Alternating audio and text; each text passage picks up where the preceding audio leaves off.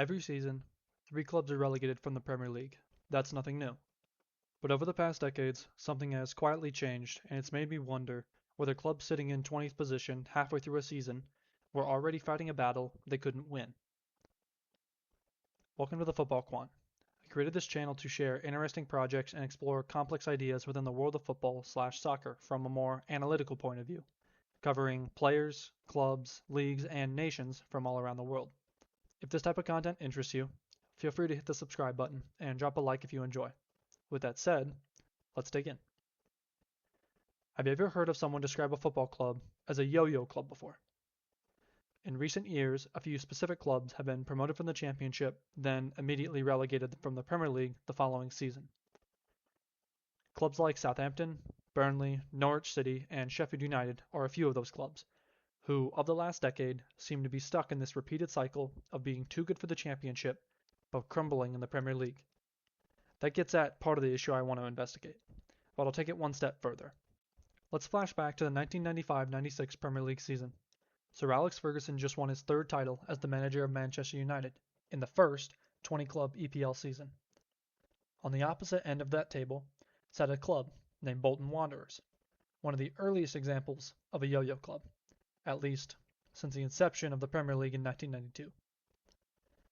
Just one season prior, in the 94-95 season, they won promotion from Division 1, known today as the Championship. They endured an unbelievably difficult season in the Prem, sitting in bottom position for a majority, until they were officially relegated back to Division 1, having accumulated 29 points, scoring 39 and conceding 71 goals during their campaign. Over the course of the next few seasons, they would win promotion, be relegated, and win promotion for a third time, now under manager Sam Allardyce.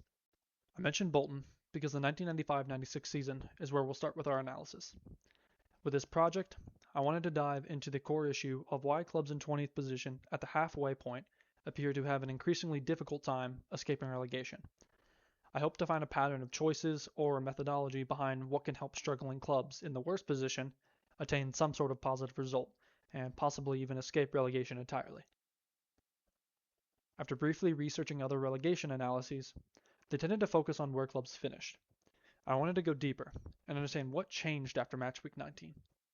Did clubs score more, concede less, earn more points, or was finishing bottom halfway through already too much to overcome?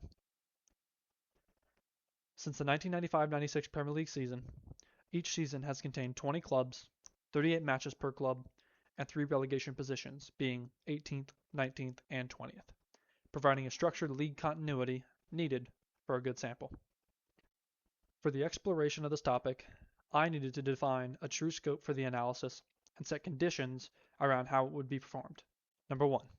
The singular club that I analyzed for each season must be in 20th position at the conclusion of match week 19 and before the start of match week 20. Number 2. I'll utilize metrics like their points, goals for, and goals against. I want to calculate changes in form for each metric, showing a first half, second half, and entire season totals, as well as per match averages to understand how clubs changed after the halfway point. From this, I could develop further ideas and explanations by creating statistical analyses and charts about what worked over the course of half a season. But in all honesty, I was less than prepared for the answers I was about to uncover, because the second half of the season turned out to tell a very different story than the first. Out of 31 club seasons, 21 of those that started the second half of the season in 20th finished in 20th after match week 38. Uniquely, we haven't seen a club break this trend in the past 8 EPL seasons, dating back to 2017-18. It doesn't stop there either. Only a further 3 clubs finished 19th, mirrored by another 3 clubs nearly escaping, but finishing 18th.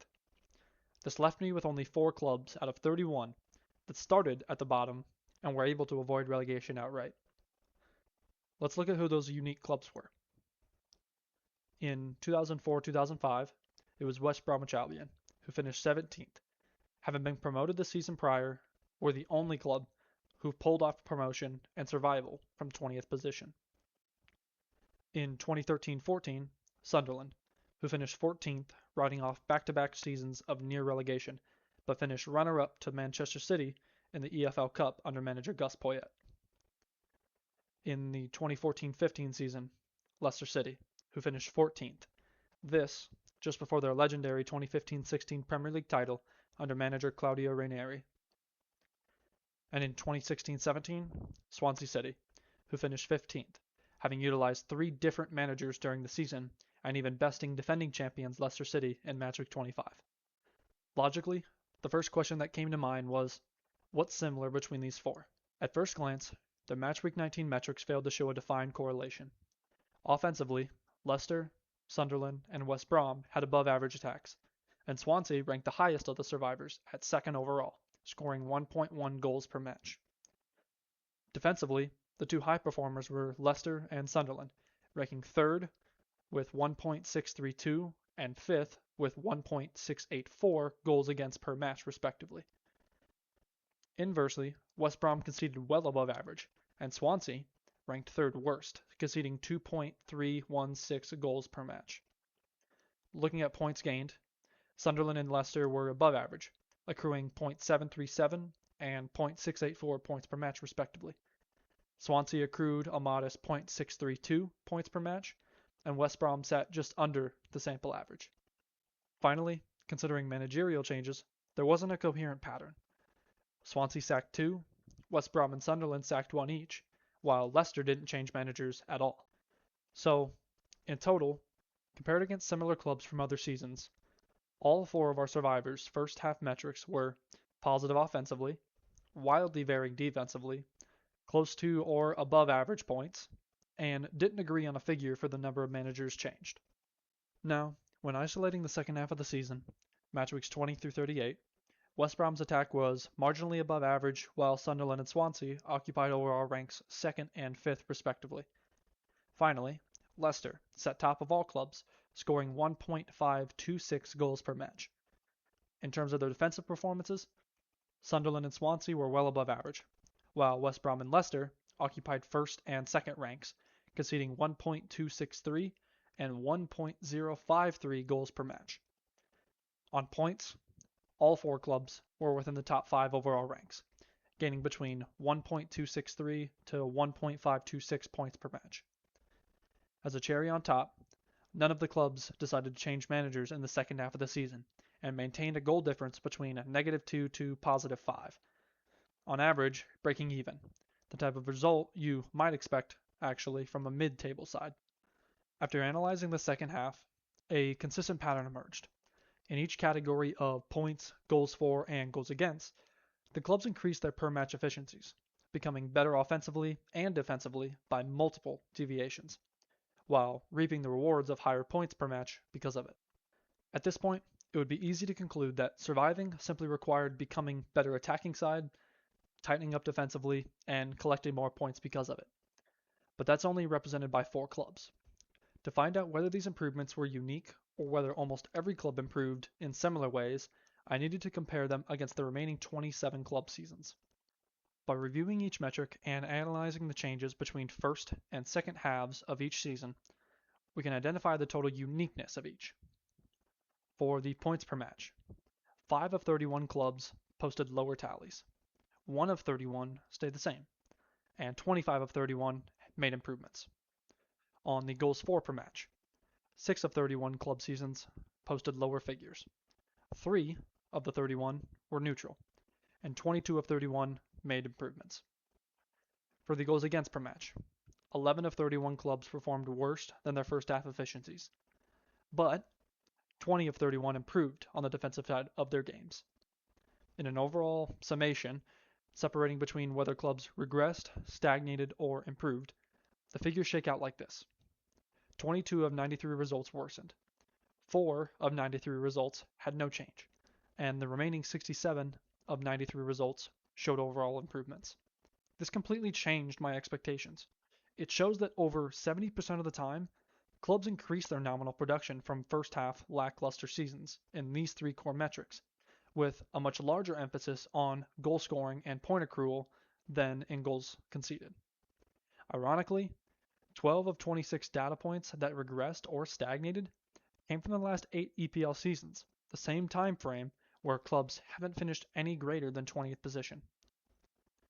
To get a better understanding of these positive and negative changes, I also calculated a percent change column, to help quantify the difference between first and second half of season productions. The average change among all 31 clubs in terms of points was a positive 69%. In terms of goals for, a positive 23%. And in terms of goals against, positive 6%. As the dive into the general improvement showed, most per match efficiencies nominally increased. We also now have another positive indicator showing that overall percentage changes in efficiencies tended to get better for all clubs as well over the entirety of the sample. As of this point in the video, I've mostly detailed all of the data that we've had from a high level. Let's get into a few specific details, those that you can see when scanning across a table, and add a bit of context. First, in terms of points, 8 of the 31 seasons boasted between a 100% up to even 467% increase, the largest there being in the case of the 25-26 Wolves season, who tallied just 3 points in their first 19 matches. So it was easy for them to become a defined outlier. On the other hand, 5 of 31 decreased in their points per match metric, 3 of those having occurred in the last 8 EPL seasons. The clubs responsible for those negative returns were 2018-19 Huddersfield Town, 2019-20 Norwich City, and 2023-24 Sheffield United. Second, on the goals for metric, 7 out of 31 seasons increased outputs by at least 50% or more, with 2021-22 Norwich City boasting an 88% increase in goal scoring, which shouldn't have been too hard because they did start with the least goals for per match of the entire sample.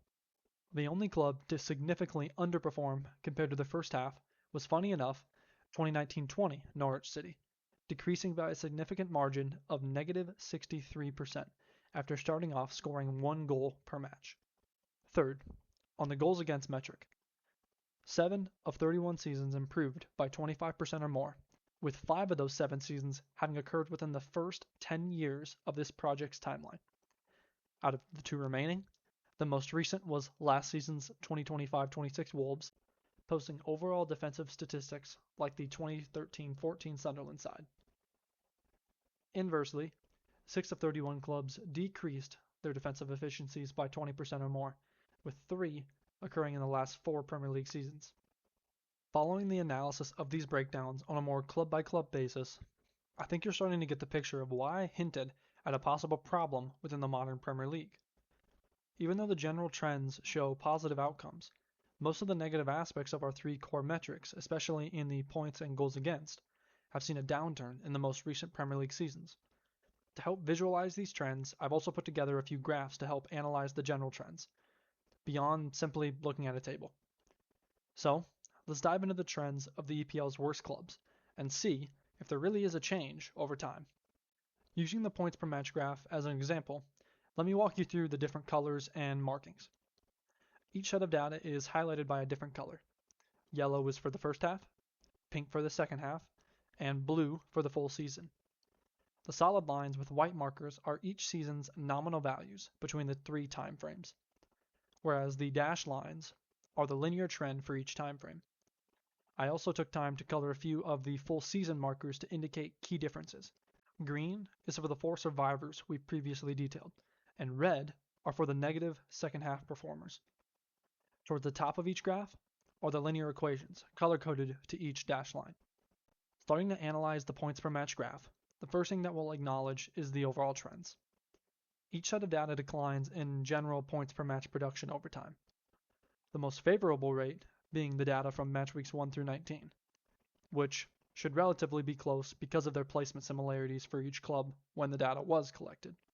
A steady decline of 0.0075 points per match per season may not seem like much, but over 30 years, that's an expected difference in accruing 4.13 points less.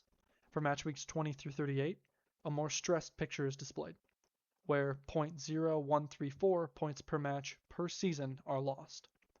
Under the same match and time conditions, these rates produce an expected difference of 7.38 less points over those 30 years. As we dive further into the statistics, by checking the 2 sets of R-squared values, measuring how well time predicts the points per match outcome, we're left with a somber conclusion. For the first half of the season, an R-squared value of 0.1474, and the second half, a value of 0.1149. Both sets of data have weak correlations, suggesting what many football fans already suspected. Each season comes with its own challenges, and I wouldn't be able to point on a graph with any certainty and know how many points per match next season's 20th position club may earn. Now, isolating on the full season timeframe, I believe this holds the most weight and is the most distressing. As we detailed earlier, 3 of the 5 negative performers have occurred in the last 8 EPL seasons, and we haven't seen a position higher than 20th in those same seasons. But I want to bring your focus to the 4 survivors. Within the tables, we saw that they achieved high nominal points per match values, but seeing it visually plotted details the amount of heavy lifting they're really doing for the sake of each trend line, especially in the second half. With their inclusion, the expected difference over 38 matches becomes 11.57 less points over a 30-year gap. Now, these values are not definite, just expectations, as you can see comparing the real values for each season against the trend lines. In the case of correlation, the full season also has an R-squared value of 0.1667, another weak correlation, but the strongest of what we've seen yet. Even with the low conviction in the correlation statistics, I still believe this dive into the points per match graph begins to scratch at the severity of the Premier League's relegation issue. All in, these clubs are effectively becoming worse at gaining points in modern seasons than their predecessors in the same situation, even if general trends from earlier show positive outcomes. So, how do you expect a club to adequately contest opposition and believe in the fight for survival if the recent historical results show otherwise? Points ultimately determine league position, but they're only the result. Clubs earn points by doing well in 2 other crucial parts of football, attacking and defending. That's why we still need to look at both the goals for per match and goals against per match graphs, so we can see whether those trends tell the same story. On the goals for per match graph, as we detailed earlier, negative changes from first to second halves of seasons were becoming more popular, especially in the 2010s, but have since become absent in the 2020s outside of Norwich City's incredible fallout. Our 3 trends show a much tighter stack, with more conservative loss ratios per season. It also uniformly shows that, on average, clubs are scoring more goals in the second half of seasons. Utilizing the same comparison framework from our trends in the previous graph, the expected difference over match weeks 1 through 19 is like scoring 3.2 less goals. For match weeks 20 through 38, it's like scoring 4.13 less goals. And over a full season, 7.27 less goals. That being the comparison between 1996 and 2026. Testing the correlation of the data, we get even worse news. Each time frame has an R-squared value of less than a tenth, showing nearly no correlation over the course of time. For those curious, match weeks 1 through 19 was 0.0841. Match weeks 20 through 38, 0.0609, and over the full season, 0.0927. It's clear that each season is highly dependent on the actual conditions and factors of that unique season, and there is barely any correlation between our club's goal scoring as time goes on. Changing to the defensive side of the ball, we're seeing something new. On the goals against per match graph, we have our first crossover. Now, breaking down each, our first half season trend seems to say the most consistent of any that we've seen so far, with clubs hovering between an average of 1.9 to 2 goals conceded per match. Again, this makes sense because of each club's positional relation in the league table after the first half of the season. The interesting trend is from the second half of the season, which shows one of the stronger ratios we've seen so far. As the trend indicates, around the 2017-18 season, a major shift occurred. Modern defenses overwhelmingly became worse. 5 of the 9 most recent EPL seasons showed clubs conceding 2 or more goals per match, and in a few cases, much more. When we translate those trend lines over a 30-year period, the gaps become increasingly large. During match weeks 1 through 19, clubs were conceding 0.99 less goals. A positive trend, but mostly negligible change. Over match weeks 20 through 38, 10.58 more goals. A dramatic jump weighted towards the most recent years of the league. When calculating the full season, 9.59 more goals conceded. The R-square values during this first half, 0.0033. the smallest that we've seen, nearly no correlation at all. Now, the second half jumps to a R-squared value of 0.1643, analogous to our previous points per match graph. A weak correlation, but an acknowledged trend, showing that there are hints of a turn for the worst. Over a full season, that R-squared value jumps back down to 0.0778. Viewed individually, none of these graphs prove that escaping from 20th has become impossible. The correlations are simply too weak. But taken together, they paint a remarkably consistent picture. Modern clubs occupying 20th position tend to score slightly less, earn fewer points, and most concerningly, concede more goals during the first half of their seasons than clubs in earlier Premier League eras. Perhaps that's why, despite most teams improving after match week 19, we've now gone 9 straight seasons without seeing another club successfully escape. So, has being 20th after match week 19 become more of a death sentence? The answer isn't quite as simple as I expected. When I started this project, I expected to find clubs that simply gave up on the second half of their season. Instead, I found the opposite. Most of the clubs improved in their first half metrics, scored more goals, earned more points, and many defended better. But it wasn't enough. Only 4 clubs managed to turn their improvements into survival. The modern Premier League appears to be less forgiving than ever, which is probably why we haven't seen a successful escape since that 2016-17 Swansea City side. The next question isn't whether clubs can improve, it's what separates the few that survive from the many that don't.